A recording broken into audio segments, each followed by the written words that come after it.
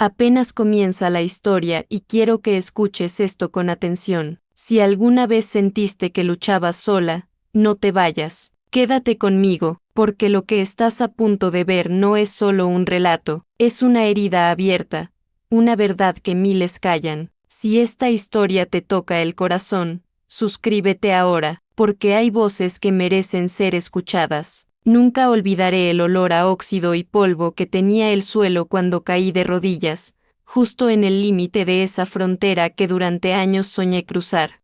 No fue un sueño lo que me empujó a hacerlo, fue la desesperación. El viento golpeaba mi cara con una fuerza que sentí como un juicio divino, como si el mundo entero me reprochara haber llegado tan lejos solo para quebrarme ahí, en ese punto exacto donde mi alma dejó de ser mía. Eran casi las 4 de la madrugada cuando un agente me gritó que levantara las manos. Escuché su voz distante, como si viniera desde otro planeta, y aún así obedecí. No tenía fuerzas ni para llorar.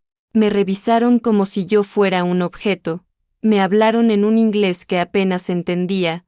Me pidieron documentos, respuestas rápidas, motivos claros, pero lo único claro para mí era que ya no tenía nada que perder. Habían pasado 11 años desde que tomé la decisión de irme, pero ese momento, ese instante sucio y helado en tierra desconocida, fue cuando de verdad entendí que mi vida nunca volvería a ser la misma. Recordé a mi madre diciéndome en 2012, si cruzas esa frontera, ya no serás mi hija. Fueron palabras cortas, pero me pesaron más que los $700 que gasté en el coyote, más que los 18 días sin dormir bien, más que los 14 años de trabajo con salario mínimo en aquella fábrica de telas donde pasé la juventud respirando polvo y escuchando máquinas que rugían, más fuerte que mis latidos. No era solo un viaje, era el precio de mi identidad. Cuando di el primer paso hacia Estados Unidos, sentí como si el mundo se despegara de mi espalda.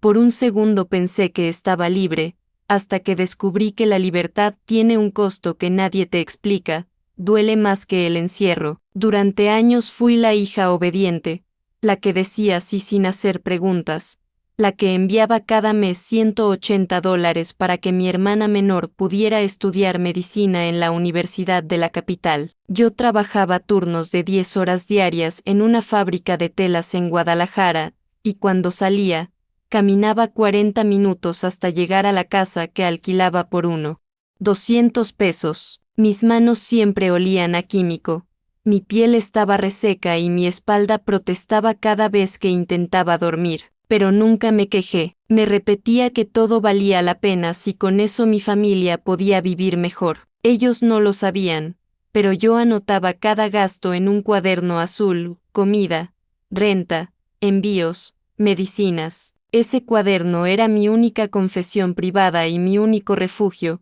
porque nadie me escuchaba cuando hablaba. Yo era útil, nada más. Los años pasaron y empecé a notar algo extraño. Mi hermana nunca mencionaba la universidad cuando hablábamos por teléfono. Cuando yo preguntaba, cambiaba de tema. A veces incluso se molestaba y me decía, «Tú no entiendes cómo es la vida aquí». Mi madre parecía cada vez más distante. Mi padre me pedía dinero con la excusa de que estaba enfermo, y cuando yo pedía un comprobante médico, me respondían con silencio o con enojo. No quería desconfiar, pero el silencio también puede ser una mentira, o una sentencia. Fue en 2019 cuando escuché por primera vez la palabra frontera en mi cabeza como si fuera un destino y no un límite. Tenía 31 años, y una madrugada, mientras caminaba al trabajo, me detuve frente a una tienda vieja con un mapa pegado en la vitrina. Lo miré durante varios minutos. No sé por qué, pero sentí que ese mapa me estaba hablando. No me decía ven, me decía escapa. Desde entonces, empecé a ahorrar cada moneda.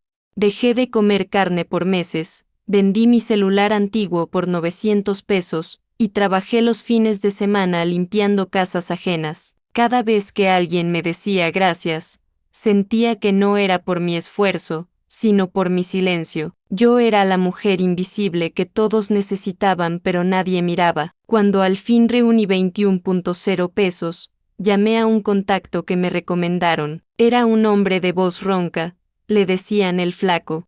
Me hizo 2 preguntas.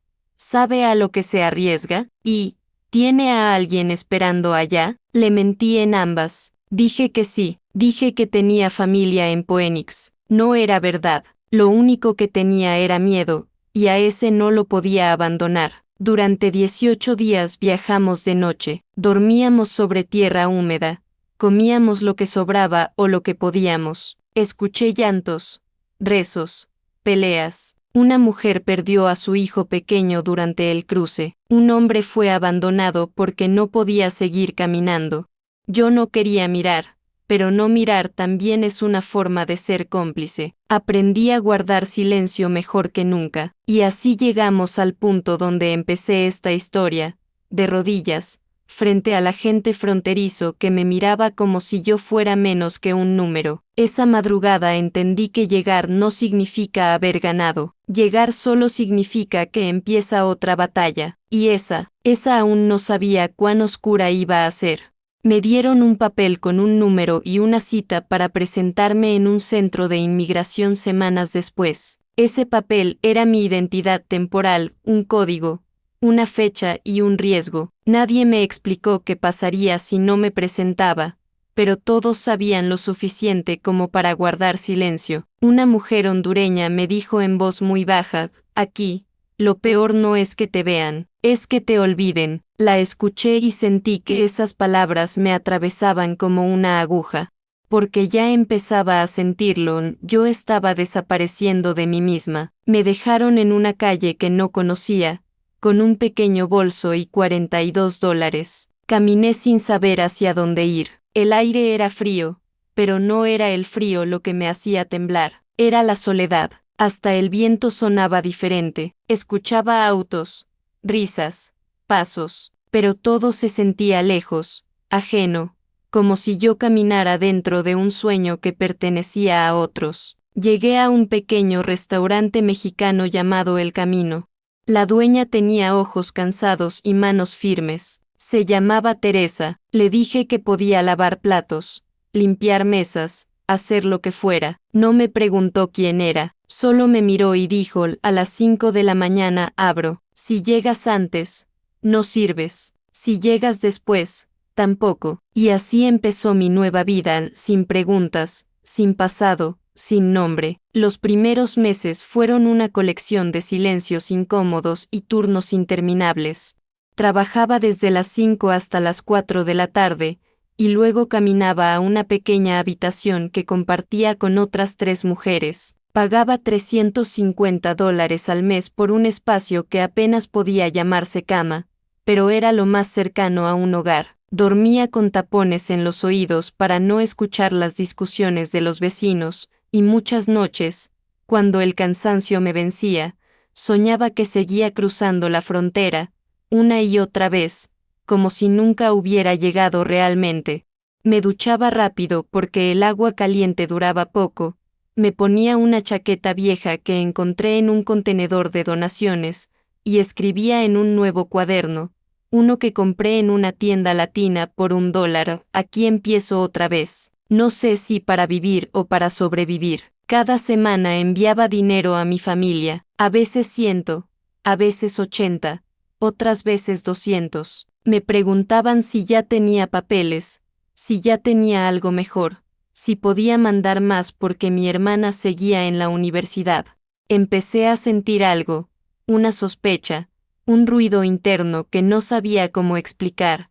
¿Realmente estaban viviendo mejor gracias a mí? ¿O me estaban usando como una máquina de dinero? Nunca me lo dijeron directamente, pero cada llamada se sentía como una factura emocional. No escuchaba.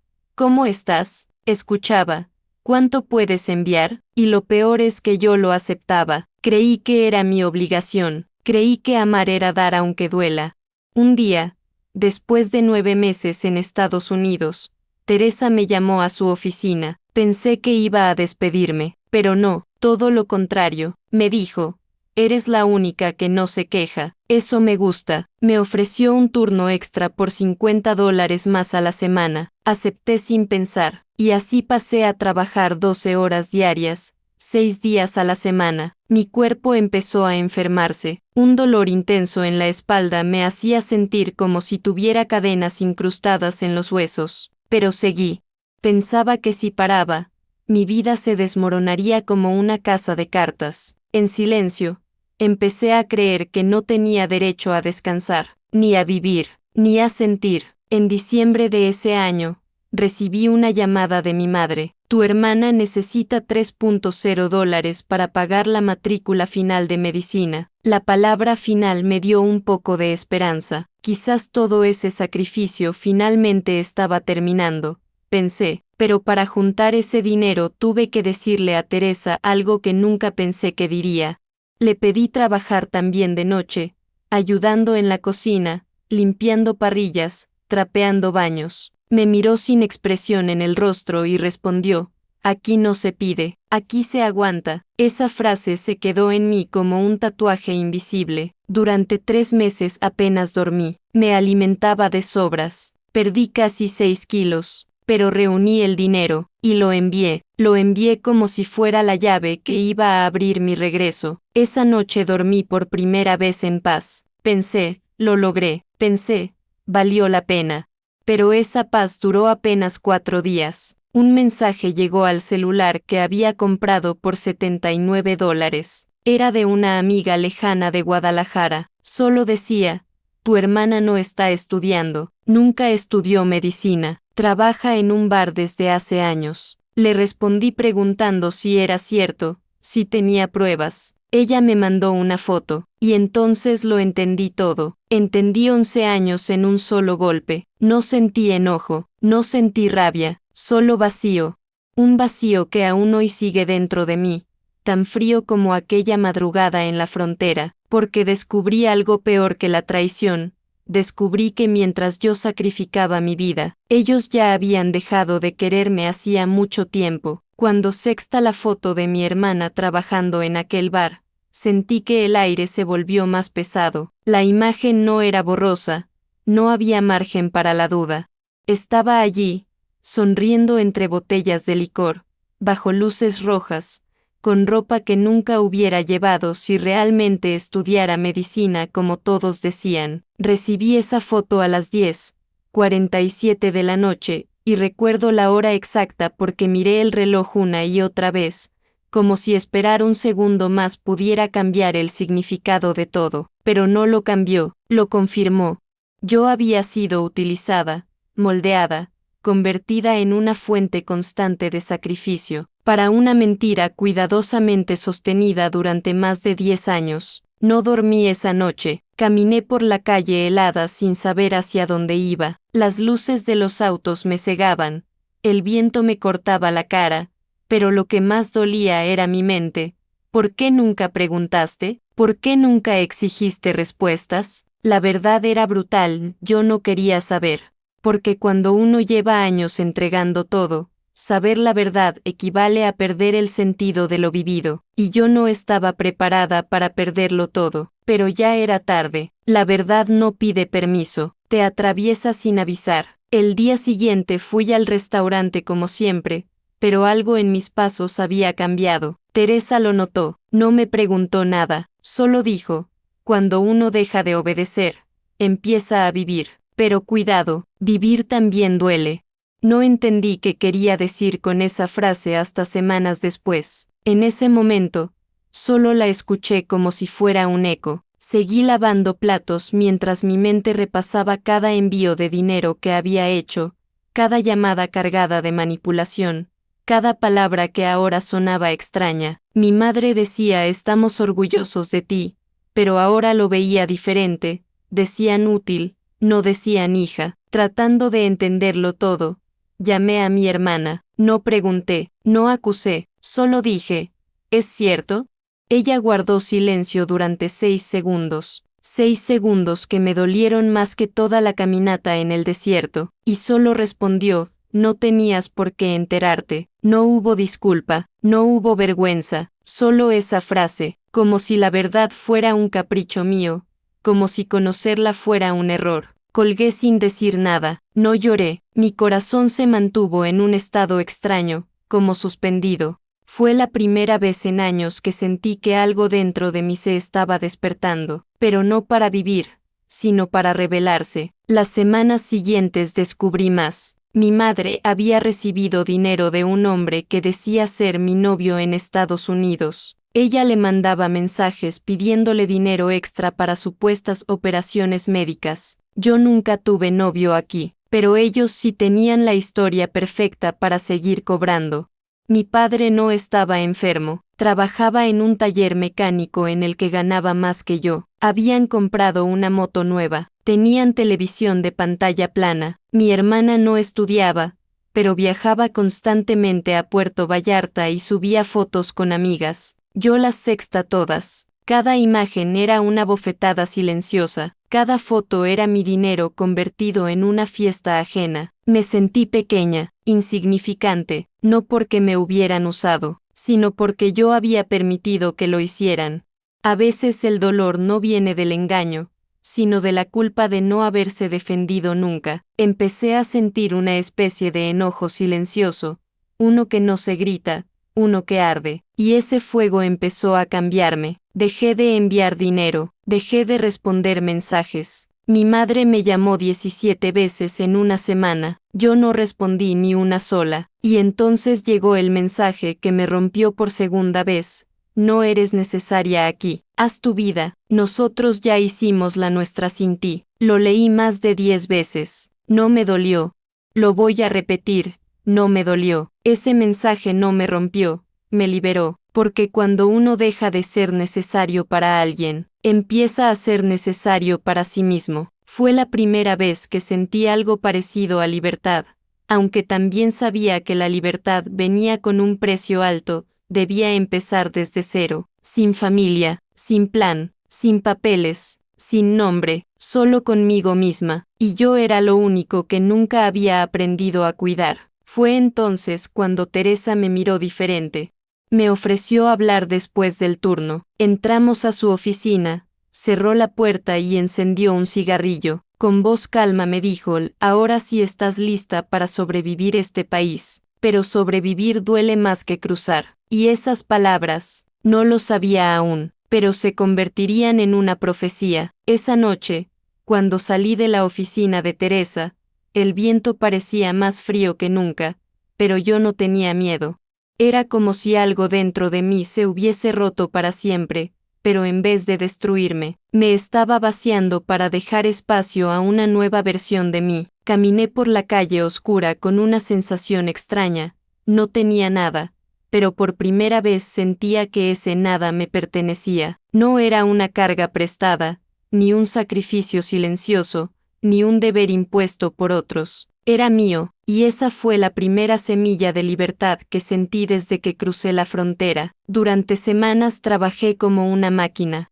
El restaurante era mi campo de batalla: platos, agua hirviendo, grasa, olores fuertes. Cada sonido era repetitivo, cada día igual al anterior, pero mi mente ya no estaba atada a la culpa. Empecé a guardar dinero. Antes lo enviaba todo, ahora lo contaba una y otra vez, como quien reconstruye un mapa perdido. Llegué a ahorrar $1.2. Era poco, pero para mí era un muro que me protegía del pasado. Una madrugada, mientras limpiaba la cocina, Teresa me observó en silencio.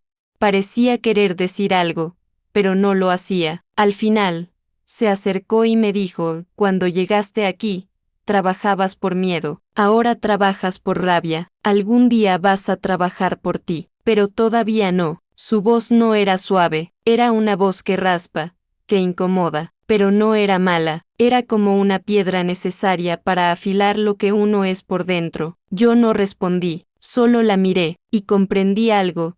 Ella había visto más en mí de lo que yo misma jamás había visto.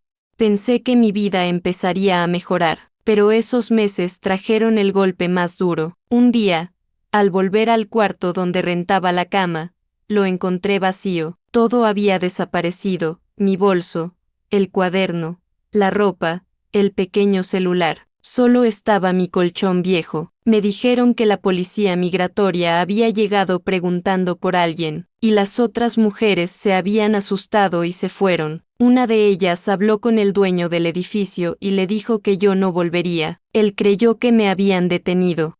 Tiró mis cosas a la basura. Cuando pregunté por mis documentos, por mi cuaderno, por el dinero, solo me dieron una respuesta al sorrí, una palabra corta, un abismo profundo. Perdí todo en un día, y no por una tormenta, ni por un asalto, lo perdí por una mala traducción del miedo. Esa noche dormí en un parque, el suelo estaba húmedo, el aire me dolía dentro de los pulmones. Recuerdo que miré las estrellas y pensé, estoy en otro país, pero sigo estando sola como antes. Y ahí me quebré de verdad, no tuve fuerzas, quise regresar, quise desaparecer. Pensé incluso en rendirme por completo, y si llegaste hasta aquí, significa que algo dentro de ti entiende este dolor. Tal vez conoces el silencio, tal vez conoces el miedo. Cuéntamelo en los comentarios.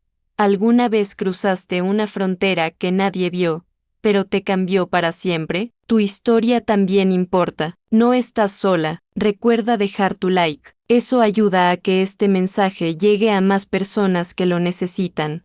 Porque cuando uno ya no tiene nada externo, empieza a sentir la pérdida interna, y ese dolor no se puede compartir. Ese dolor no tiene idioma. Pasé 5 días en la calle. 5. Los conté como quien cuenta los latidos que le quedan. Comía lo que encontraba en los botes de basura detrás de una cafetería. Aprendí a elegir entre lo que aún estaba envuelto y lo que no. Empecé a entender los horarios de los camiones de limpieza. Caminaba todo el día para no dormir mucho y levantar sospechas. Pero el 6.º día, algo cambió. Una mujer, de unos 60 años, me vio en una banca. Se me acercó sin miedo. Tenía un acento italiano suave. Me dijo, «Tienes ojos vivos, no los apagues ahora». Me ofreció pan y café caliente. Yo no pude hablar. Me tembló la voz cuando dije, «No tengo a dónde ir». Ella me miró directamente a los ojos y respondió, «Entonces ya puedes empezar de verdad». Se llamaba Elena, tenía una pequeña lavandería, me dio un trabajo por $100 a la semana. Me permitía dormir en un cuarto pequeño al fondo del local. Tenía olor a detergente y a humedad, pero era un techo, y en ese techo, volví a escribir. Conseguí otro cuaderno. El primero ya no existía, pero este tenía un título que yo misma escribí en la primera página: «Sobrevivir no basta. Algún día quiero vivir». Esa frase fue mi nuevo comienzo, pero lo que no sabía era que mi pasado aún no había terminado conmigo, y muy pronto tocaría mi puerta de nuevo.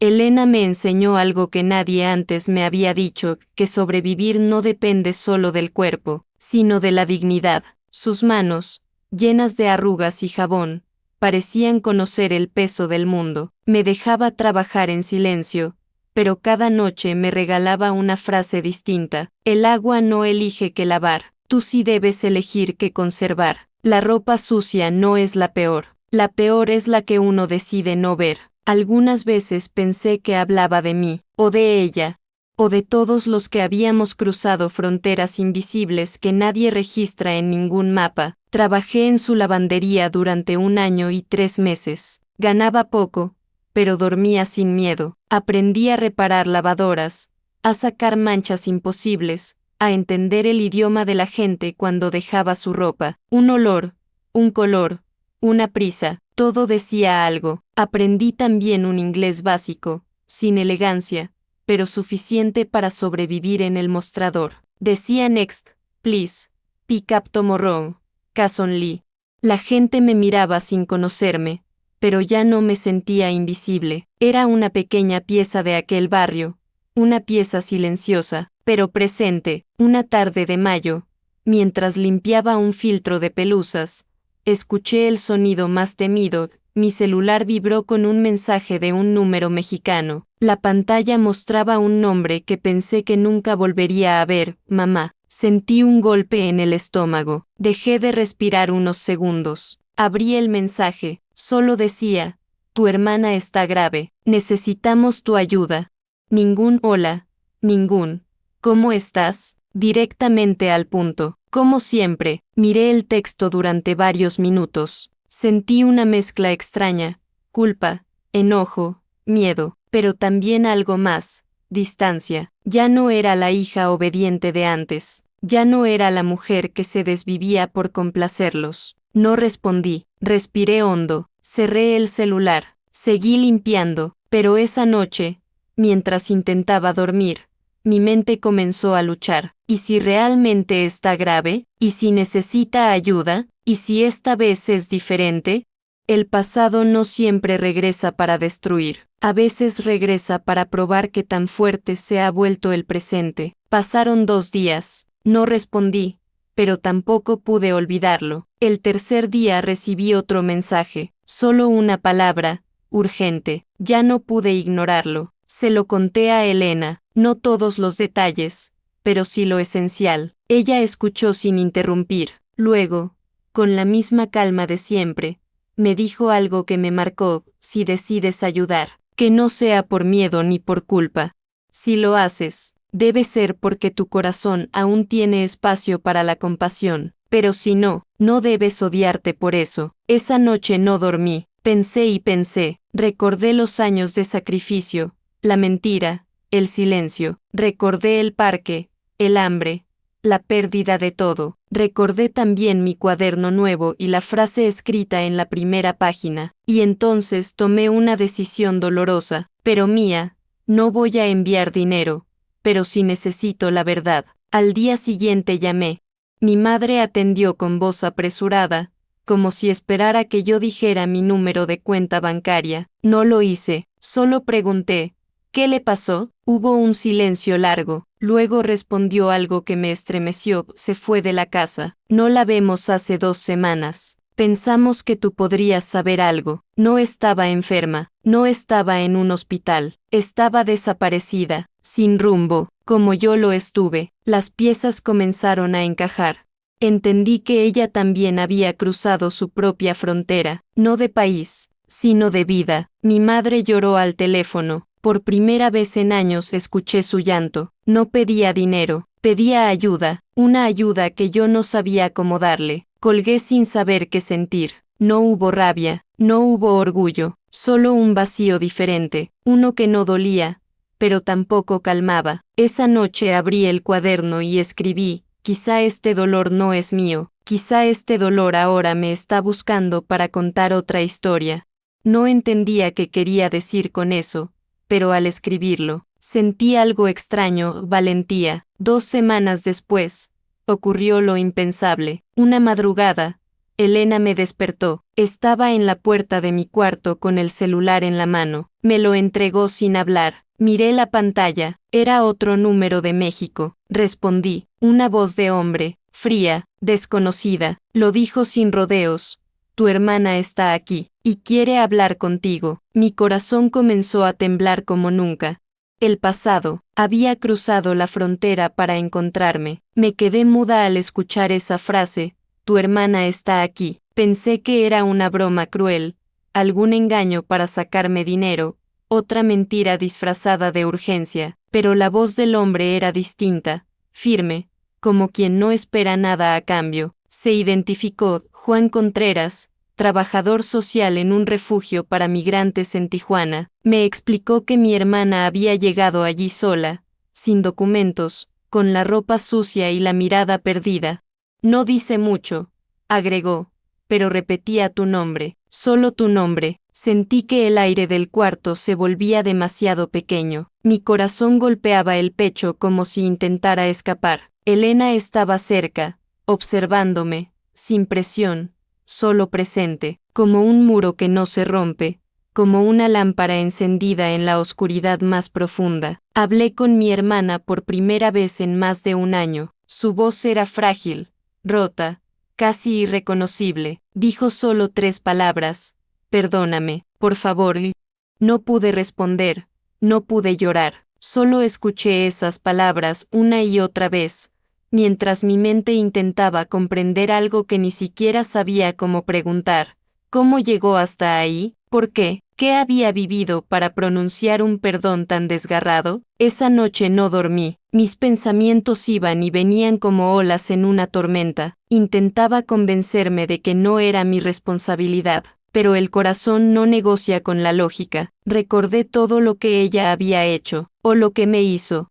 Recordé las fotos, la mentira, los años de trabajo que regalé, pero aún así, por alguna razón, dentro de mí algo susurraba, quizás ahora no necesita dinero, quizás necesita lo que tú nunca tuviste cuando cruzaste tu frontera, alguien que la escuche. Esa idea me desarmó por completo. Pasé los días siguientes trabajando en la lavandería como siempre, pero mi mente estaba en Tijuana. Elena lo notó, no preguntó, pero una noche me dejó un sobre encima de la mesa. Dentro había $700.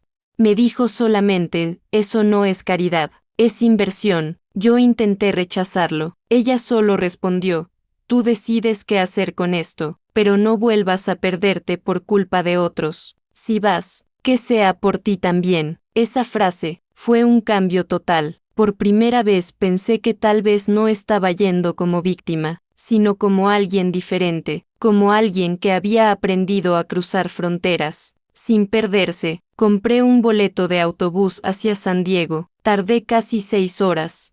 Después otro transporte hacia la frontera. Caminé con una mochila pequeña, un poco de ropa, y un cuaderno. Ese cuaderno, cuando llegué al lugar indicado por Juan Contreras, sentí algo que no esperaba, miedo. Sí, pero también una fuerza nueva, como si mi pasado y mi presente estuvieran a punto de encontrarse en una sola imagen. Y ahí estaba ella, sentada en un banco de cemento, con el cabello desordenado, los ojos hinchados y un suéter viejo que alguna vez fue mío. Cuando la vi, sentí dos cosas opuestas al mismo tiempo, deseo de abrazarla y deseo de alejarme, porque verla era recordar toda mi historia. Mi hermana levantó la cabeza, me miró, no lloró, no sonrió, solo dijo, yo intenté cruzar, como tú. Esa frase fue un puñal, pero también una llave, porque entendí que ella también había llegado a ese punto donde los sueños duelen, donde uno se rompe para buscar otra forma de estar vivo. Hablamos durante horas. Me contó lo que yo nunca imaginé. Ella no seguía en la universidad no porque no quisiera, sino porque cayó en una deuda con gente que la manipuló, la usó, la amenazó, cayó por miedo. Me dijo, yo no estudié, pero tú tampoco viviste. Las dos estuvimos atrapadas, solo que en cárceles distintas. Cuando escuché eso, algo dentro de mí cambió para siempre. No la abracé aún, pero mi rencor empezó a perder fuerza, como si ya no tuviera donde sostenerse.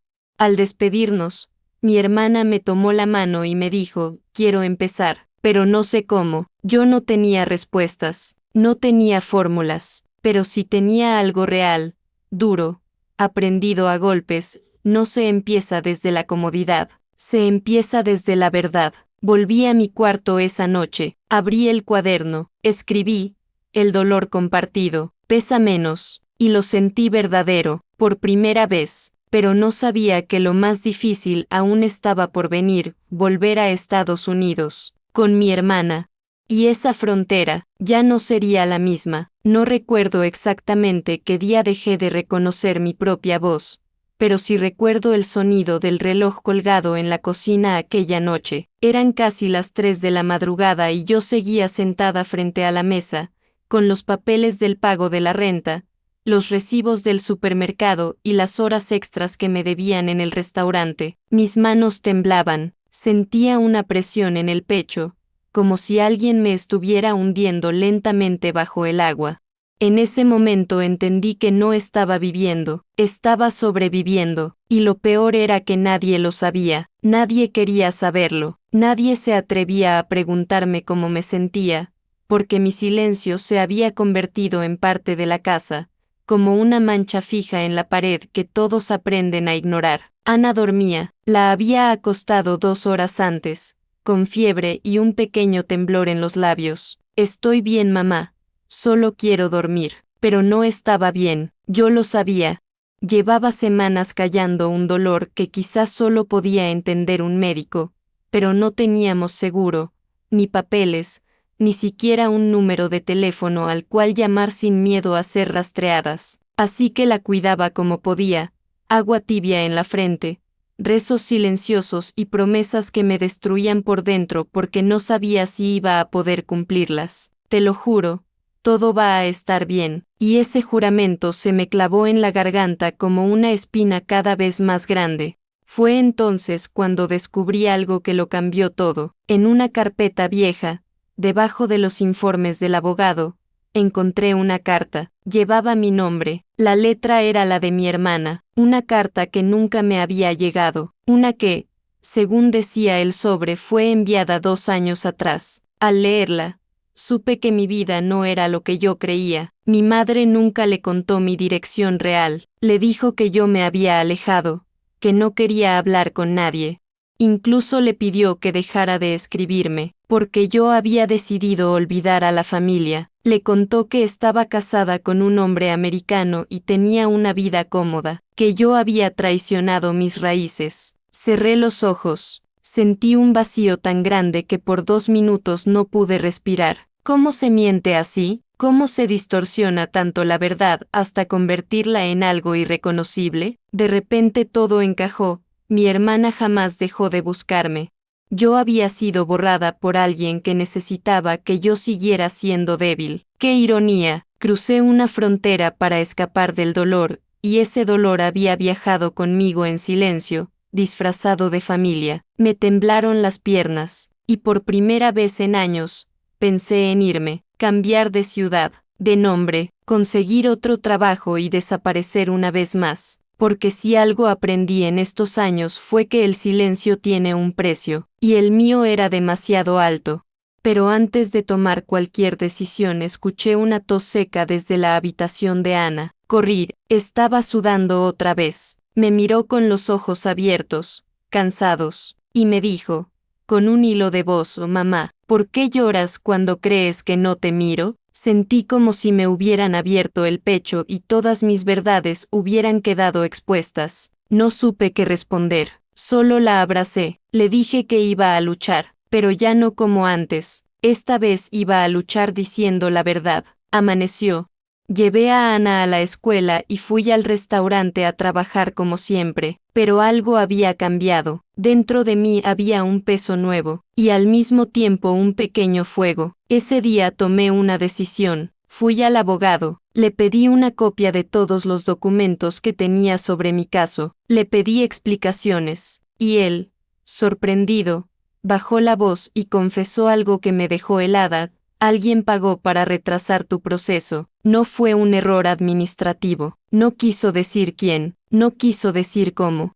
Pero supe que el pozo era más profundo de lo que imaginaba. Respiré hondo, tomé mis cosas y salí. El viento estaba helado, pero por primera vez en mucho tiempo, sentí que ese frío no me hacía daño. Al contrario, me despertaba. De camino a casa pensé en una frase que había leído alguna vez. A veces, decir la verdad es el mayor acto de valentía. Tal vez eso era lo que nunca me permití hacer. Tal vez durante años fui mi propia cárcel, pero ese día decidí abrir la puerta. No sabía a dónde iba, no tenía un plan, solo sabía que había algo peor que morir, y era vivir sin voz. Caminé 5 calles, luego 10. La ciudad entera parecía mirarme, y yo, cansada de esconderme, volví a la casa, miré mis pocas pertenencias y llamé a mi hermana. El teléfono marcaba y marcaba. Sentí miedo, sentí culpa, sentí todo, pero cuando escuché su voz, lloré como no lloraba desde que crucé la frontera, pero esta vez no lloré sola. Y aún no sé si lo que hice ese día fue el principio o el final, solo sé que algo se quebró, y al mismo tiempo algo nació, como una grieta por donde empieza a entrar la luz. Cuando escuché la voz de mi hermana al otro lado del teléfono, el tiempo pareció detenerse. Fue como si la distancia, los años y todas las mentiras que nos separaron se deshicieran en el aire, dejando solo un silencio cargado de algo que ya no era dolor, era reconocimiento. ¿Eres tú?, me preguntó. No supe qué responder. Solo dije su nombre, lo dije bajito, como si fuera un secreto que temía romper. Ella empezó a llorar. Yo también. Durante 5 minutos no hubo palabras, solo respiraciones entrecortadas, como si tuviéramos que aprender a hablar otra vez, a hablar sin miedo, a hablar de verdad. Ese día me contó todo, me habló de las cartas devueltas, de los mensajes ignorados, del silencio que le impusieron en mi nombre.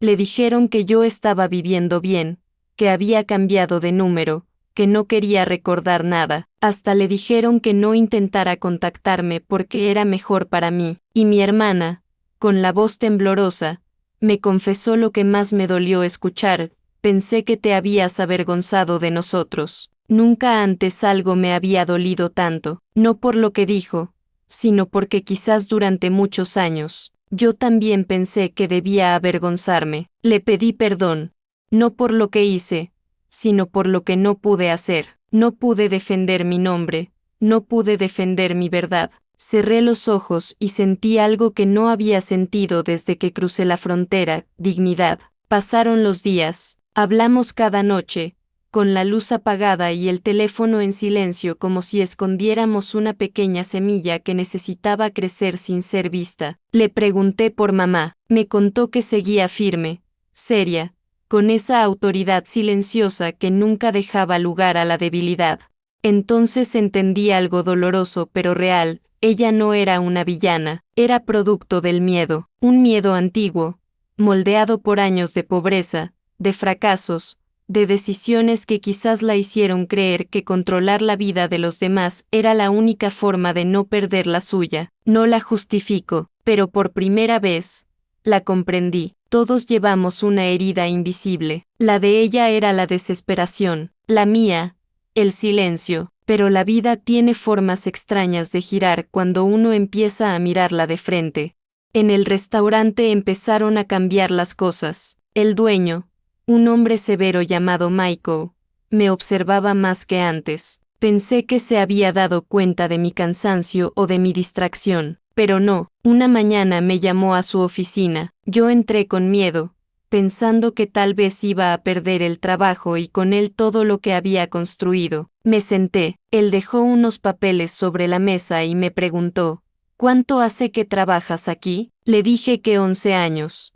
Lo repitió en voz alta, como si intentara sentir el peso del tiempo. Luego me miró y dijo algo que jamás olvidaré: no sabía que tenías una hija. Hasta ayer, escuché por accidente cuando hablabas con la escuela. Te escuché decir: soy su única opción. Hay pocas personas que entienden el verdadero significado de esa frase. Tú lo entiendes. Yo no supe qué decir. Él respiró hondo y agregó: quiero ayudarte. No sé cómo, pero quiero. Esa palabra, ayuda, hizo que algo se quebrara en mi interior. No estaba acostumbrada a recibirla, mucho menos a creer en ella. Durante años había construido una vida de resistencia, no de confianza, pero Michael fue directo. Me dijo que conocía a un abogado especializado en casos migratorios complejos. Lo llamó frente a mí, le habló de mi situación, le habló de Ana, le habló de mi silencio, y por primera vez, sentí que no estaba sola ante el sistema. Era como estar frente a una puerta un poco más abierta que ayer.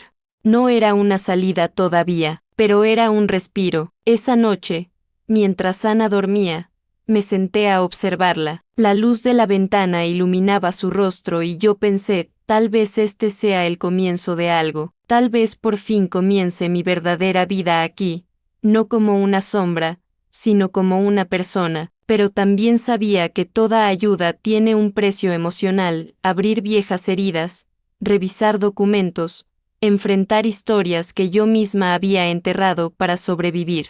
El abogado nuevo me pidió algo claro: para avanzar, debes contar todo, sin ocultar nada. Necesito tu verdad. Y esa frase me golpeó más que cualquier otra, porque no sabía si estaba lista para contarla. No sabía si mi verdad era demasiado pesada, o demasiado tarde. Pasé la noche en vela, pensando en eso, y mientras el cielo se acercaba al amanecer, me di cuenta de algo: la frontera más difícil no es la que se cruza con los pies, es la que se cruza con el alma.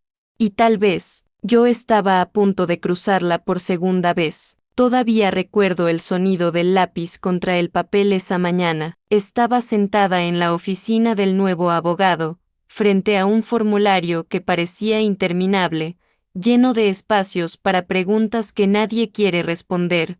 ¿Por qué viniste? ¿Qué dejaste atrás? ¿A quién le mentiste? ¿Cuál fue tu mayor miedo? Él me miraba en silencio, esperando que las palabras salieran de mí como si fuera fácil. Pero escribir mi historia me dolió más que vivirla, porque vivirla fue dolor, sí, pero escribirla fue entenderla, y eso era todavía más difícil. El abogado se llamaba Eric y hablaba despacio, como si cada palabra tuviera un peso preciso y no pudiera permitirse desperdiciar ninguna. Me dijo que mi caso tenía posibilidades reales, pero que necesitaba pruebas, fechas, testimonios. Necesitaba demostrar que lo que viví no fue una mala racha, sino una lucha constante por sobrevivir. Y ahí comprendí algo que nunca había pensado: para demostrar que merezco quedarme, debía demostrar cuánto sufrí. Una paradoja cruel, una herida que tenía que abrir ante extraños para justificar mi derecho a existir. Pero lo hice, porque esta vez no estaba escapando, esta vez estaba peleando. Pasamos semanas trabajando. Eric me citaba todos los jueves en una oficina pequeña de paredes blancas y olor a café quemado. Yo llegaba con carpetas, recibos, antiguas cartas, y él las estudiaba como si fueran piezas de un rompecabezas que solo podía armar alguien sin miedo a ver la imagen completa. Me pedía que recordara fechas exactas.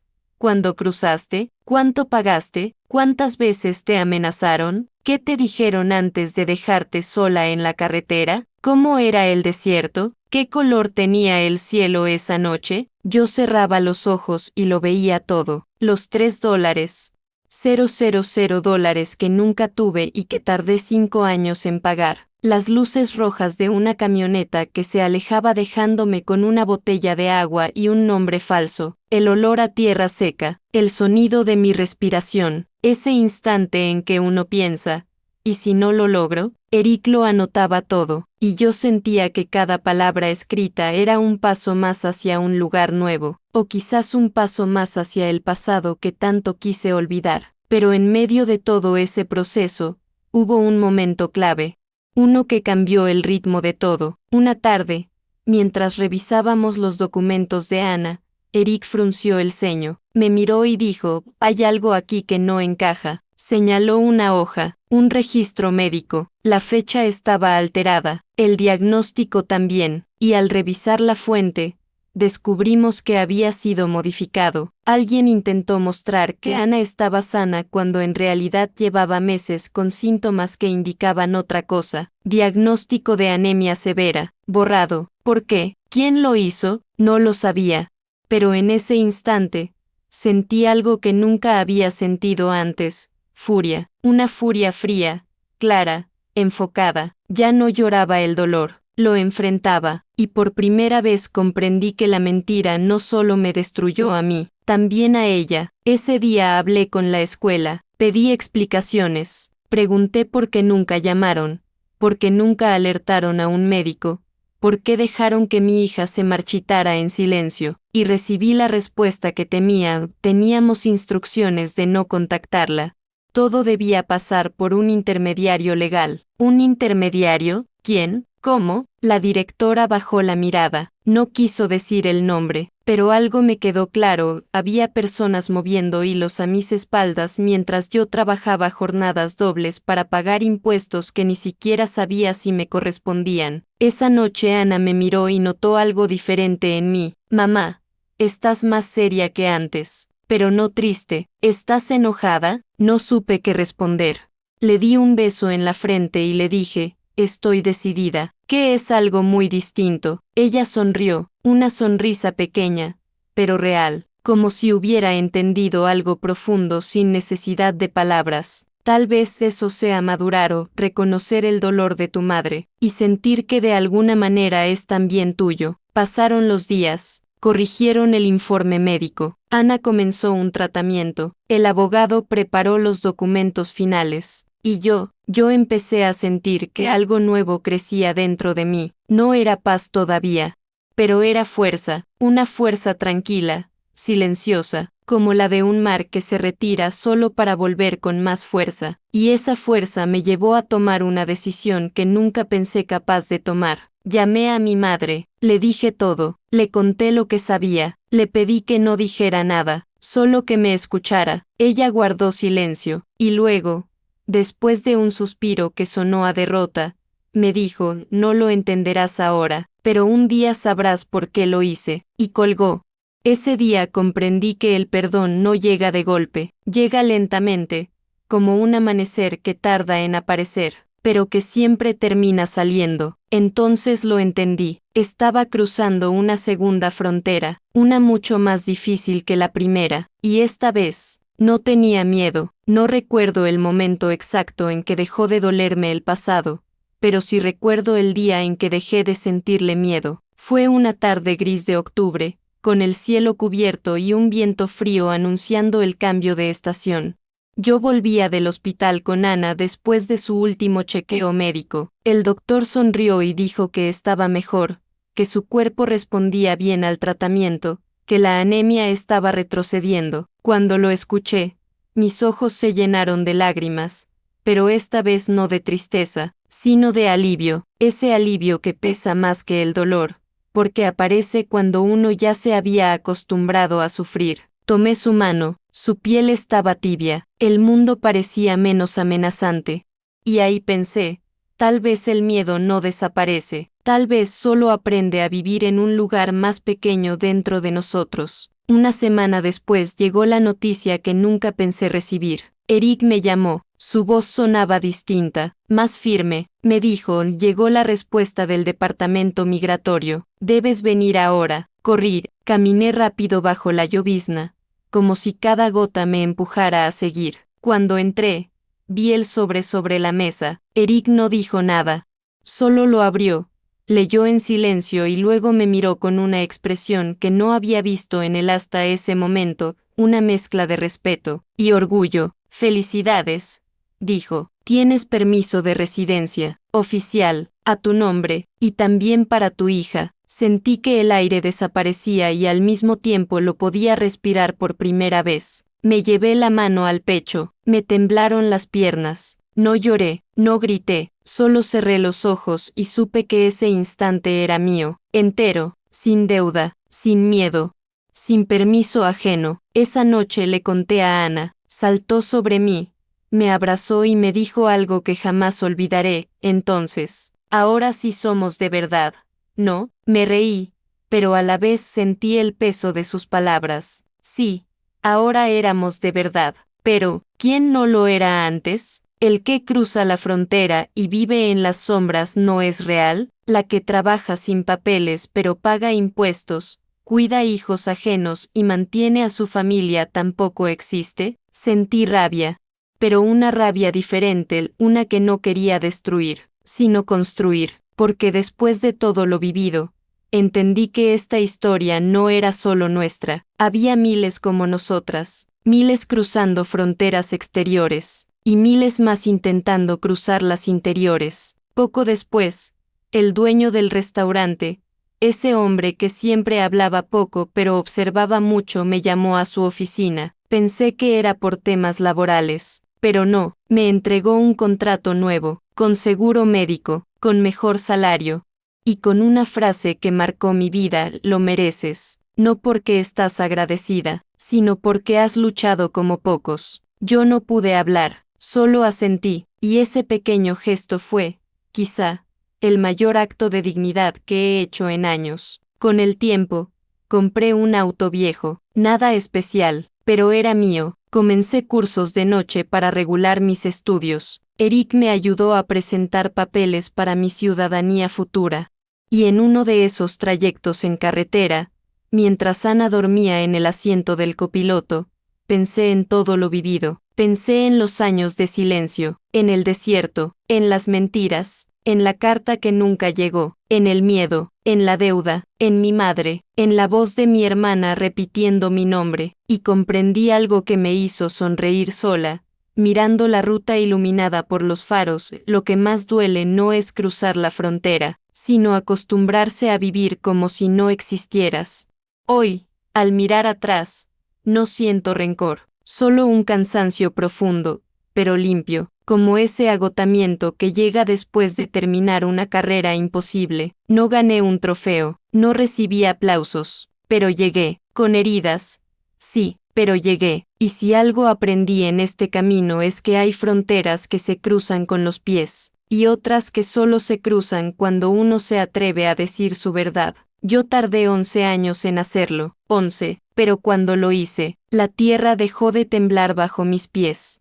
Ahora sé que mi historia ya no me encadena, me sostiene, como un puente invisible que me recuerda todo lo que sobreviví, para ser quien soy hoy. Y si alguien me preguntara qué le diría a la mujer que fui cuando crucé aquella frontera con el alma rota, le diría solo esto: no te preocupes, no estás perdida, solo estás caminando hacia ti misma. Si sentiste un nudo en la garganta, es porque esta historia no termina aquí. Hay miles que aún caminan en la oscuridad, esperando un poco de luz. Por eso, antes de irte, suscríbete, comparte este video y únete a esta familia, porque a veces, un simple clic puede ser la primera puerta abierta hacia una nueva vida.